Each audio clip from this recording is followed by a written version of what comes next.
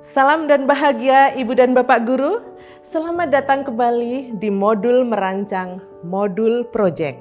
Pada video kali ini, kita akan membahas salah satu instrumen assessment yang Ibu dan Bapak Guru dapat aplikasikan untuk mengukur kemampuan murid, yaitu rubrik penilaian dan bagaimana cara merancang rubrik penilaian yang efektif.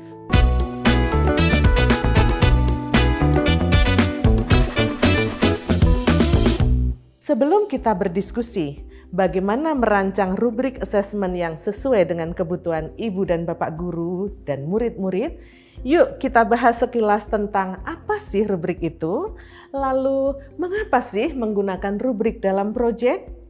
Rubrik digunakan untuk mengevaluasi performa murid secara terukur, membangun, dan objektif.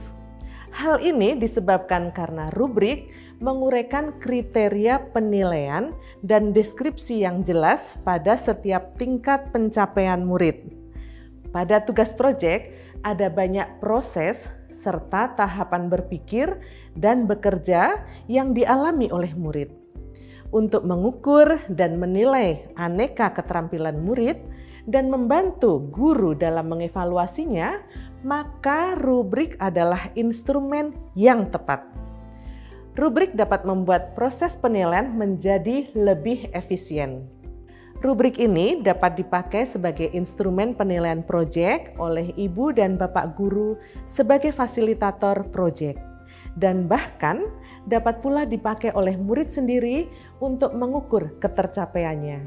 Bagi murid-murid, rubrik yang efektif juga dapat memberikan murid-murid pemahaman yang jelas, terutama mengenai ekspektasi suatu tugas dan keterkaitan tugas dengan tujuan proyek. Rubrik juga melatih murid-murid untuk mengevaluasi pekerjaan mereka sendiri, sekaligus dapat dipakai sebagai acuan pemberian umpan balik, termasuk pada kegiatan proyek ini. Ada beberapa hal yang perlu Ibu dan Bapak Guru perhatikan nih apabila Ibu dan Bapak Guru ingin membuat rubrik yang efektif. Pertama, jumlah kriteria dan tingkatan kualitas performa. Saat merancang rubrik, pastikan Ibu dan Bapak Guru membuat 3 sampai dengan 5 tingkatan kualitas performa. Untuk kriteria performa, buatlah lebih dari 2 kriteria agar menghasilkan penilaian yang lebih detail dan penilaian yang dapat mengukur beragam keterampilan dalam proyek.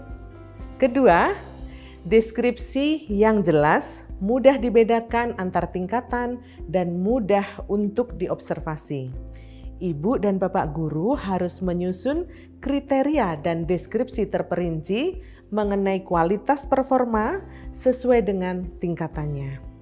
Hal apa yang membuat murid-murid Ibu dan Bapak Guru memenuhi kriteria-kriteria seperti mulai berkembang, sudah berkembang, mahir, sangat mahir? Ketiga, dokumen penguatan profil pelajar Pancasila. Ibu dan Bapak Guru harus memastikan bahwa rubrik untuk proyek yang dirancang sudah mengacu pada naskah akademik profil pelajar Pancasila.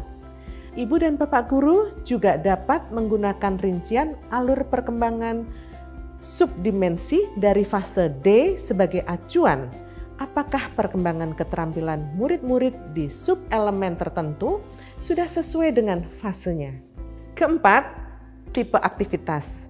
Tipe aktivitas dan keterampilan yang dapat dikembangkan dari aktivitas tersebut juga perlu Ibu dan Bapak Guru perhatikan ya. Misalnya, rubrik untuk tugas pembuatan poster pasti akan berbeda dengan rubrik untuk tugas pembuatan esai argumentatif karena kedua tugas tersebut mengasah keterampilan yang berbeda. Terakhir, libatkan murid dalam merancang rubrik. Misalnya, ibu dan bapak guru dapat melibatkan murid-murid dalam pembuatan pernyataan deskriptif yang membedakan tingkat pencapaian, sekaligus dapat membantu murid memperjelas target dan memungkinkan mereka untuk meminta, memberi, dan menerima umpan balik yang spesifik pada aspek pekerjaan mereka. Saat murid-murid memberikan kontribusi dalam pembuatan kriteria penilaian dengan cara bermakna, pembelajaran menjadi semakin efektif. Agar ibu dan bapak guru lebih mendapat gambaran bagaimana merancang rubrik assessment yang efektif, mari kita simak penjelasan lebih lanjut melalui contoh rubrik assessment project berikut ini. Contoh rubrik assessment yang kita bahas kali ini merupakan bagian dalam proyek bertemakan berekayasa dan berteknologi untuk membangun NKRI dengan tema merancang alat transportasi di masa depan. Akan ada 2 asesmen yang akan kita buat rubriknya, yaitu asesmen diagnostik dan sumatif. Dalam tiap rubrik terdapat 4 tingkatan kualitas performa yang terdiri dari mulai berkembang, sudah berkembang, mahir, dan sangat mahir. Berikut kriteria di masing-masing asesmen. 1. Asesmen diagnostik. Rubrik ini nanti khususnya akan digunakan oleh pendidik dan murid untuk menilai kemampuan dan pengetahuan awal murid sebelum memulai proyek. Kriteria yang akan dibahas antara lain pengetahuan awal tentang transportasi, bagaimana murid mengerti tentang alat transportasi di lingkungan mereka, dan juga pengetahuan awal tentang mendesain. Rubrik assessment ini memiliki deskripsi yang jelas dan dapat dibedakan dengan mudah antar tingkatan. 2. Assessment sumatif. Rubrik ini nanti khususnya akan digunakan oleh pendidik dan murid untuk menilai pembuatan prototipe alat transportasi masa depan oleh murid-murid SMP tersebut.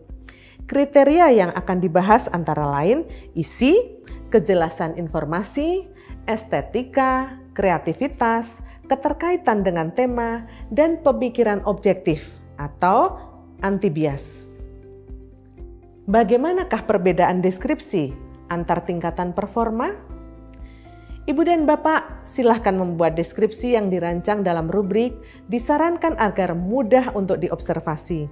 Misalnya, mari kita ambil contoh gradasi performa pada rubrik asesmen sumatif berikut ini. Pada kriteria performa isi atau kesesuaian teknologi, terlihat jelas perbedaan antar tingkatan. Pada tingkatan performa mulai berkembang, deskripsi kriteria yang digunakan yaitu karya menyampaikan ide dasar tetapi tidak relevan terhadap topik yang dibahas pada aktivitas. Hal ini berbeda dengan tingkatan sudah berkembang. Deskripsi kriteria yang digunakan yaitu karya menyampaikan ide dasar yang sudah relevan dengan topik. Deskripsi ini berbeda pada tingkatan kriteria mahir yang tidak hanya menyampaikan ide dasar, tetapi karya juga menyampaikan ide dalam bentuk informasi sederhana. Pada tingkatan kriteria sangat mahir, karya harus sudah dengan jelas mengidentifikasi berbagai teknologi alternatif yang relevan beserta menambahkan pengetahuan lain yang memperkaya pembahasan. Ibu dan Bapak Guru, kegiatan belajar proyek ini merupakan kegiatan belajar untuk penguatan profil pelajar Pancasila, sehingga untuk pencapaian kompetensi murid secara keseluruhan akan dapat terlihat jika kita membuat rubrik yang disesuaikan dengan dimensi dan elemen yang sudah dipilih pada proyek ini. Oleh karena itu, dalam proyek ini untuk melihat ketercapaian dimensi dan elemen yang sudah dipilih, maka kita siapkan rubrik. Pada proyek ini akan terdapat 2 dimensi profil pelajar Pancasila, yaitu dimensi bernalar kritis dengan elemen menganalisis dan mengevaluasi penalaran dan prosedurnya, dan dimensi kreatif dengan elemen menghasilkan gagasan yang orisinal. Tipe aktivitas dan keterampilan yang dapat dikembangkan dari aktivitas tersebut juga sudah sesuai dengan 2 profil pelajar Pancasila tersebut dan tentunya sesuai untuk tipe tugas pembuatan prototipe. Misalnya, pada contoh rubrik perkembangan elemen antar fase dimensi kreatif fase D berikut ini. Pada rubrik ini, elemen yang diambil adalah menghasilkan gagasan yang orisinal. Ibu dan Bapak guru dapat melihat perbedaan deskripsi pada masing-masing tingkatan performa. Terakhir, rubrik penilaian seperti ini dapat Ibu dan Bapak guru rancang bersama murid-murid. Murid-murid juga dapat diberikan rubrik penilaian ini untuk melakukan asesmen antar kelompok proyek. Nah, itu tadi semua pembahasan seputar merancang rubrik assessment project, khususnya untuk fase D, sekolah menengah pertama. Semoga Ibu dan Bapak guru semakin siap untuk tidak hanya mengembangkan dan melaksanakan proyek bersama murid-murid, tetapi juga dalam mengembangkan assessment dan instrumen assessment-nya ya.